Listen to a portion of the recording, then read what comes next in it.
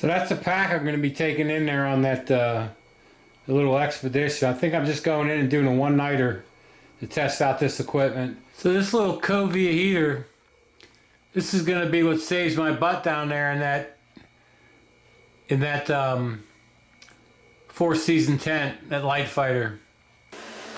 There aren't very many options when it comes to smaller spaces and what you can use.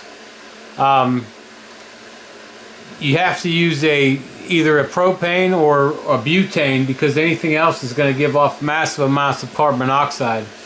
There is a minimal amount this thing gives off, but I'll be venting that four-season tent, and I'll also be placing this CO2 monitor and low oxygen monitor.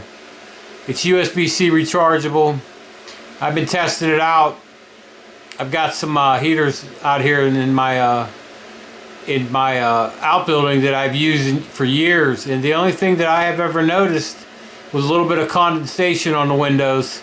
And there's a big argument out there in the camping community about the buddy stoves. I've used them for 12 years. So this little heater here, made in, I believe, South Korea, Kovea Cupid. A lot of people have used these to do van camping, tent camping, but anyway, there aren't very many options out there for something small enough that can do the job. And in my opinion, this is like a little, almost like a little buddy heater, the way it lights up. I'm gonna let you see that. So this thing uses butane tanks. One of the things about these is if you're gonna use them, you're gonna have them close to your body and have them warmed up, because when you get into really cold temperatures, these things won't perform the way you think they would. So that's my suggestion. If you're going to be doing some cold weather camping, make sure you stick one of these inside your jacket, maybe rotate them out.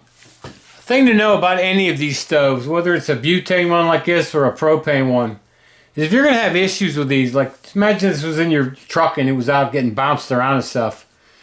I've heard stories, and that's the only time it seems to be a problem with someone, when you're changing one of the fittings, like attaching a new tank or putting this bottle in here and it purges a little bit too much fuel. If it's going to happen, it's going to happen right when you light it up, or very shortly after that. So you need to be aware of that. In a lot of senses, I'll probably be lighting this thing outside of the tent and then bringing it in. So on this little heater, there's a little piezo type of igniter. It's right, actually, put a little light. It's right in this area right here on the side.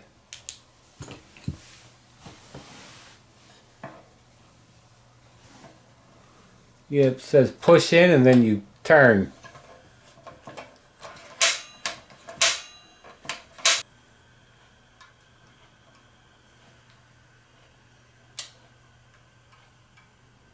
I got that down on low. But yeah, as long as I have that set up in the right place and have the tent vented, I'll be good to go. And I'll have this on me. And I'm going to take 2 of those fuel bottles in. From the calculations I did, I believe that'll last me a whole night. And you know, that was based on if this thing was running constant. I don't plan on that. You know, I went to Norway and stuff like that, and I know that temperatures can be deceiving. And you're inside of one of those four-season tents.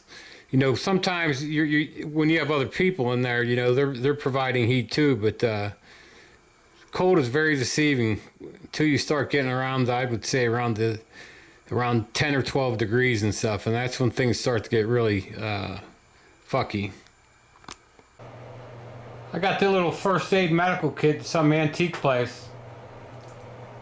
Reminded me of the ones that we had in the battalion aid stations in different places that I served at.